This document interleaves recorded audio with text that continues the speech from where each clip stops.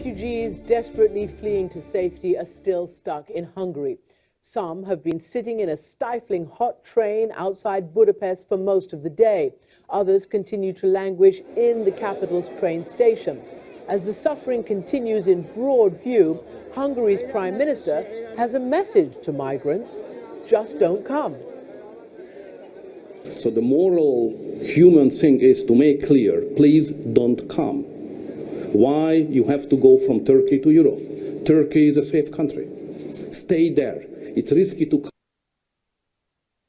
But of course, Turkey is full to the brim with more than 1 million refugees. And while the current Prime Minister is taking this hard line, a former Prime Minister is welcoming refugees with open arms into his own home. Ferenc Gyurcsány joined me earlier from his home in Budapest. Mr. Gyurcsány, welcome to the program. Can you tell me how many refugees you're housing? We have a beautiful picture of you here with a family of refugees. And what made you bring them into your own house?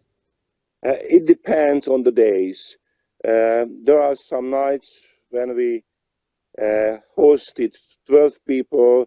For today, for tonight, we are waiting for 14 people. But 2 days ago, we had 2 very nice guys from Afghanistan. It depends how the NGO activists are organized and how many people they find who need some kind of assistance. And what made you bring them into your own house? You know, I do what I can do. For a while, we took foods and drinks to these people, and it became very clear for the family that it's not enough. There are many, many families in a very bad condition, and we talked to our children, and finally we decided that if we have opportunity, we do have relatively bigger house according to the Hungarian standard. This is my task, opening the house. And what do you do for them? Do you cook for them? Do you wash and clean for them? What do you do? You know, you can imagine a very, very normal thing. We got a message somewhere between 6 p.m. and 10 p.m. that there are 8 or 10 or 12 people. We call a couple of friends to help us to bring them to my house, and I start to cook. When they arrive, we introduce to each other.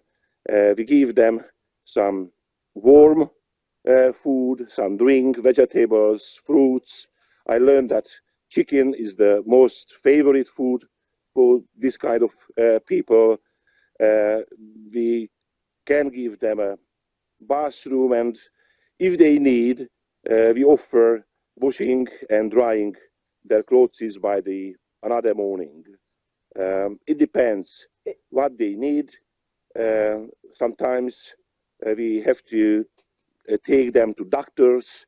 We had a 4-month-old, very nice boy who was suffering some flu this morning. We took him to the doctor. We have had 2 pregnant women who were not checked by the doctors in the last couple of months. Do they even know that you're the former Prime Minister? Do they have any idea who's their host? Not at all, not at all. I think it's not important in this case. There's 2 different stories. On the one hand, I'm a politician, and I do my job. I hold some press conference, as I did it this afternoon. We had some communication and so on. This is my private story. It is provided by my family together with my children. I think it's interesting for 2 days. This is the way how the media works, I understand. But after 2 days, it will not be interesting, but we will continue this kind of service. Well, you're wrong. It'll be interesting for a long time, especially because you have said, you know, I'm a Hungarian, I'm a politician, but I'm a human being first. And sadly, we are watching the current Hungarian government behave in a very different way that you are behaving. These people are stranded at the train stations. They're stuck on trains. They're being treated very, very badly by your government. I honestly have to tell you that I do not understand what is the motivation of my government.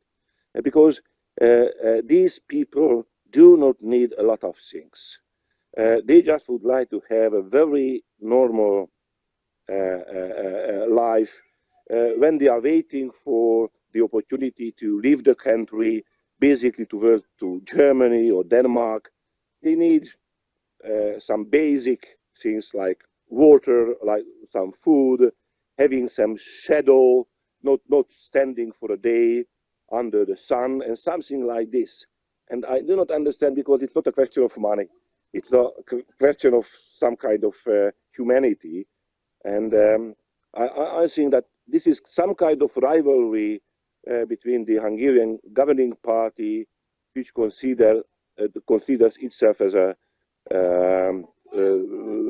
right-wing party, but they have a very strong opponent from extremist right, and they are competing for new and new and new voters.